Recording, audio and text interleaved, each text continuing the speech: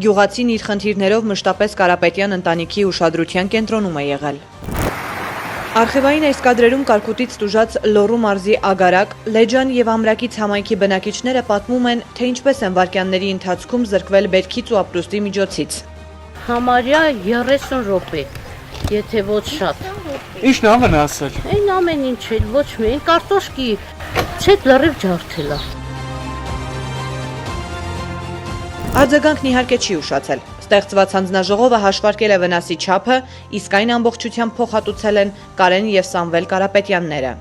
Հույսով դիմեցինք և ստացանք մեր հույսի պատասխանը։ Իսկ որ նեղը մարդու կողքը մարդ ալնեմ, դա արդեն մեծ բան է։ Վնասի փոխհատուցումից զատ նախկին падգամավոր Կարեն Կարապետյանի միջոցներով ու պետական ծրագրերի ներդրմամբ կարկտահարված համայնքներում տեղադրվել են նաև հակակարկտային կայաններ, ինչը խնդրի երկարաժամկետ և համակարգային լուծում է։ Չի եղել դեպք, որ այդ խնդիրը լուծում չստանա։ Այս աջակցությունը տարիներ շարունակ իրականացվող հետևողական աշխատանքի և հողի աշխատավորի նկատմամբ Կարապետյան ընտանիքի ցուցաբերած հոգատարության օրինակներից հերթականն է։